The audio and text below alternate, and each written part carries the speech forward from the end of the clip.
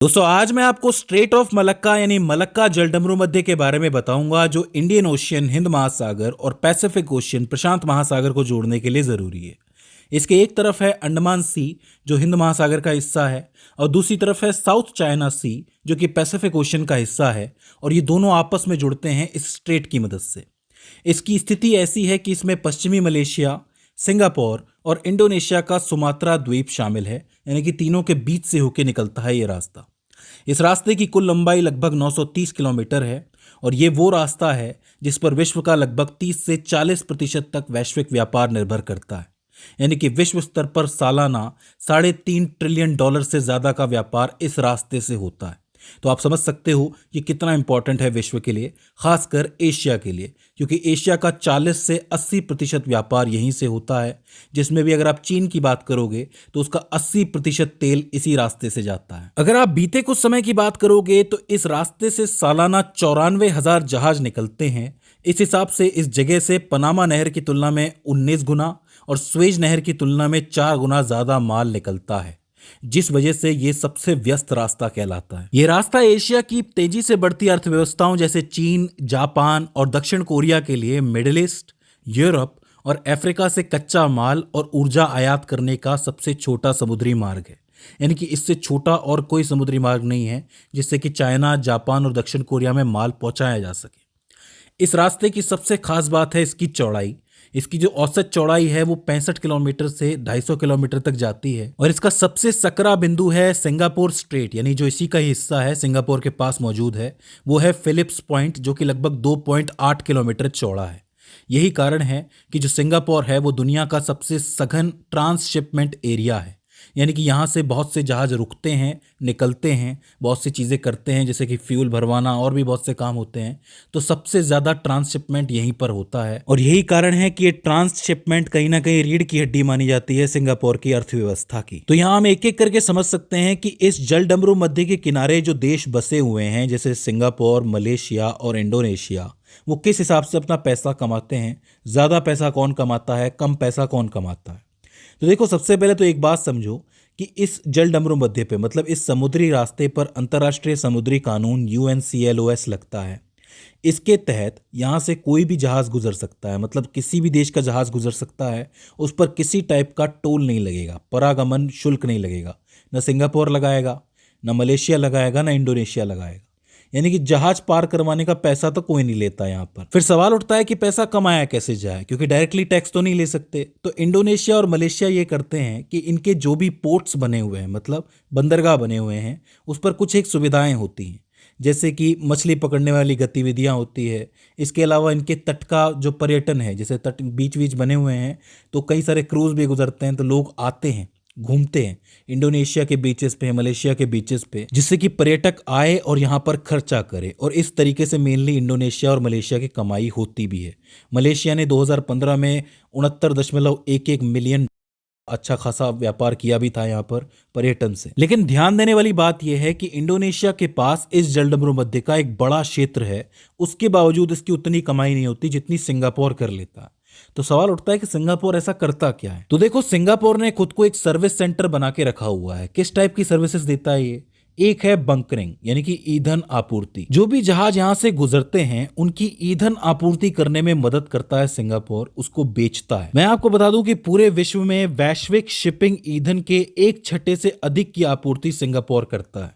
तो अगस्त 2025 तक 55.38 million metric ton की इसकी बिक्री पहुंच चुकी है। दूसरी चीज है ट्रांसशिपमेंट हब। देखो, ट्रांसशिपमेंट का मतलब होता है जहाज बदलना। मान लो कि मुंबई से न्यूयॉर्क तक कोई सामान भेजना है पानी के जहाज से, तो यहाँ से मुंबई के बंदरगाह से छोटे जहाज में माल को भर के भेजा जाएगा कंटेनर में। फिर वो कहाँ जाकर के रुकेगा? मान लो दुबई जाके रखा, तो दुबई में क्या होगा, एक बड़ा जहाज उसका इंतजार कर रहा होगा, तो उस छोटे जहाज से कंटेनर को निकाल के बड़े जहाज में रख दिया जाएगा। तो इसको कहते हैं ट्रांसशिपमेंट। एक शिप से दूसरी शिप चेंज कर दी।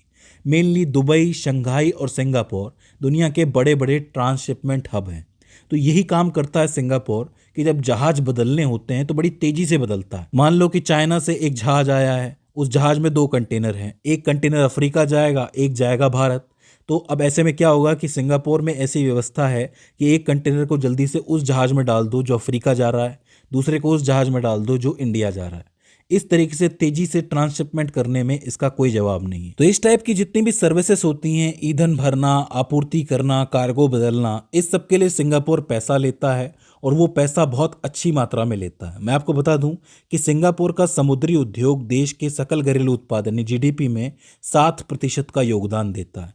तो अपने आप में बहुत ही महत्वपूर्ण हो जाता है ये। तो अब आपको समझ में आ रहा होगा कि सिंगापुर इतनी तेजी से तरक्की कैसे कर गया। उन्होंने अपने पूरे देश को एक सर्विस सेंटर के रूप में पेश कर दिया है। हालांकि अगर आप गौर से सोचोगे तो श्रीलंका भी एक हब बन सकता था, क्योंकि वो ईस्ट से वेस्ट और वेस्ट से ईस्ट जाने वाली लेन के बीच में पड़ता है। लेकिन आपको पता है कि आज श्रीलंका के क्या हाल हैं, और उसका सबसे बड़ा कारण है उसकी इकोनॉमी और उसके डेप्ट यानी कर्जे। आखिर में हम ये समझ लेते हैं कि दुनिया की बड़ी बड़ी अर्थव्यवस्थाएं कैसे इस रास्ते पर निर्भर करती हैं। इसमें सबसे पहले चीन और मलक्का दुविधा आती है। चीन जो है वो दुनिया की दूसरी सबसे बड़ी अर्थव्यवस्था है और वो इस जल डमरू मुद्दे पर बहुत ज़्यादा डिपेंडेड है। वो ऐसे कि जो कच्चा तेल है, 80% कच्चा तेल है जो आयात होता है, वो इसी रास्ते से आता है।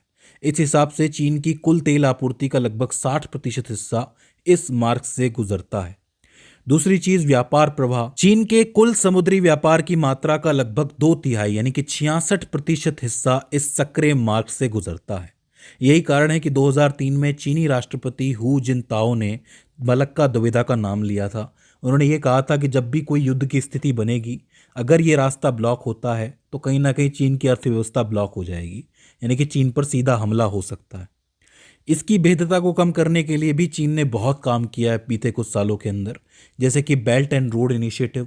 इसके तहत वो बड़े बड़े गलियारे बना रहा है, जैसे कि आपको मैंने बताया था सी पैक के बारे में, चाइना और पाकिस्तान के बीच में बना हुआ है, जो कि भारत की टेरिटरी से होके जाता है, पीओके से होके जाता है। इसके अलावा मध्य एशिया, रूस और म्यांमार से पाइपलाइनों द्वारा ऊर्जा आयात मार्गों का विकास कर रहा है, पाइपलाइन बना रहा है ताकि किसी तरीके से जो ऊर्जा का एक नया रास्ता निकल सके, और हिंद महासागर में रणनीतिक बंदरगाहों और सुविधाओं का निर्माण कर रहा है।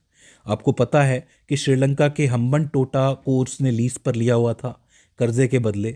तो इस तरीके से कोशिश कर रहा है कि कैसे भी अपना काम ना रुके। कल को अगर इस रास्ते पे कोई आफत आए फिर भी अपना काम रुकना नहीं चाहिए। दूसरा, जापान और दक्षिण कोरिया, उनकी भी ऊर्जा निर्भरता इसी रास्ते पर करती है। जापान की बात करोगे तो मध्य पूर्व से जापान के 80% से तेल का आयात इसी मार्ग से होता है। और इसके अलावा जो व्यापार जापान करता है उसका 90% हिस्सा जो आयातित माल होता है वो इसी मार्ग पर निर्भर करता है। तो कहीं ना कहीं जापान भी इस पर डिपेंडेंट है। और जहां तक बात दक्षिण कोरिया की है तो 2016 के आंकड़ों के अनुसार दक्षिण कोरिया के आयातित कच्चे तेल का लगभग 90% हिस्सा इसी जल डमरू मध्य से होके गुजरता है। जो मुख्य रूप से मिडिल ईस्ट से आने वाला तेल है उसका 90% हिस्सा दक्षिण कोरिया में यहीं से आता है। तो अब आप समझ सकते हो कि अगर इस रास्ते पे कोई जोखिम आता है तो ये एक सामूहिक जोखिम होगा। बड़ी बड़ी अर्थव्यवस्थाएं फंसेंगी इसके अंदर। इसके अलावा छोटे मोटे और भी देश, ताइवान टाइप, और जो आपके फर्स्ट आइलैंड चेन के अंदर और भी देश आते हैं, वो सब भी कहीं ना कहीं इस पर डिपेंड करते हैं। तो ये रास्ता वैश्विक व्यापार के लिए बहुत ज़्यादा महत्व रखता है। आई होप अब आपको इसकी महत्वता ठीक तरीके से समझ में आ गई होगी और इस वीडियो से आपने कुछ ना कुछ नया ज़रूर सीखा होगा। इसके बाद भी इसके अंदर आपको कोई क्वेरी आती है, कोई दिक्कत आती है, तो आप हमें कमेंट सेक्शन में बता सकते हैं। तो दोस्तों, आज की इस वीडियो के अंदर बस इतना ही। See you in the next one.